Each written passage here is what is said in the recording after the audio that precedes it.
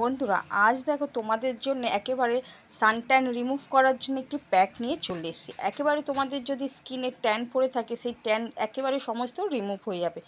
তো তোমরা প্রথমে কি করবে, পাতিলেবুর মধ্যে চিনি অ্যাড করে নেবে। তারপরে দেখো আমি যেমনটি নিয়ে নিয়েছি কফি পাউডার, এর মধ্যে কফি পাউডার অ্যাড করে নিতে হবে। তারপর মুখের মধ্যে আমাদের প্রথমে ড্যাব ড্যাব করে চারিদিকে লাগিয়ে নিতে হবে। তারপর খুব ভালো করে স্ক্রাবিংটা করে নিতে হবে। একেবারে হালকা হাতে, বন্ধুরা বেশি জোরে ডলবে না, একেবারে হালকা হাতে স্ক্রাবিং করে নেবে হালকাভাবে। তো ভালো করে স্ক্রাবিংটা করে নেবে। এটা আজ আমি তোমাদের মুখে অ্যাপ্লাই করে দেখাচ্ছি, তোমরা পারলে কিন্তু গলায়, ঘাড়ে, পিঠে, হাতে যে কোনো জায়গায় অ্যাপ্লাই করে নিতে পারো। যেখানে যেখানে বিশেষ করে তোমাদের ট্যান পড়ে গেছে, তো সেই সব অংশেও কিন্তু তোমরা এই জিনিসটি অ্যাপ্লাই করে নিতে পারো। তো আজ আমি কিন্তু মুখের মধ্যে অ্যাপ্লাই করে তোমাদের দেখাচ্ছি। তো যাদের স্কিনে আবার সেনসিটিভ স্কিন, অনেকেরই কিন্তু পাতিলেবুটি সহ্য হয় না বা স্কিনের প্রবলেম করে, তো তারা কিন্তু পাতিলেবুর জায়গায় মধু অ্যাড করে নিতে পারো। মধু কিন্তু আমাদের স্কিনের জন্য খুবই ভালো, এবং মধু কিন্তু পিওর ন্যাচারাল এবং সুটেবল স্কিনে। তো এরপর কিন্তু আমরা স্কিনটাকে জল দিয়ে ওয়াশ করে নেব, নর্মাল জল দিয়ে। দেন তারপর আমি কিন্তু সেকেন্ড স্টেপে চলে এলাম।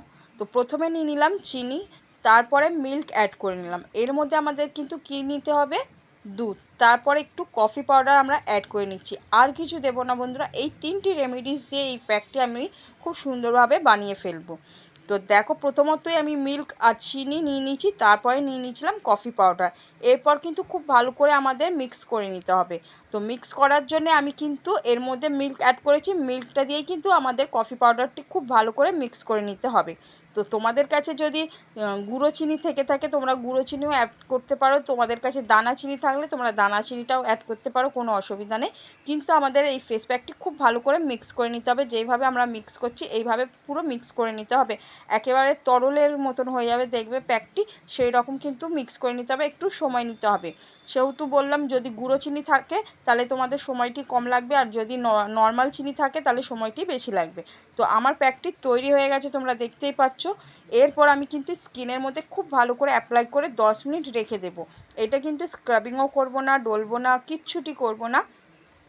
আমরা অ্যাপ্লাই করার পরে 10টা স্কিনের মধ্যে রেখে দেবো। তারপর মুখটি ওয়াশ করে নেব নর্মাল জল দিয়ে একদম। তারপর নর্মাল জল দিয়ে মুখটি ওয়াশ করার পরে দেখো আমার স্কিনটা কত সুন্দর গ্লো করে উঠেছে, তোমরা দেখতেই পাচ্ছ।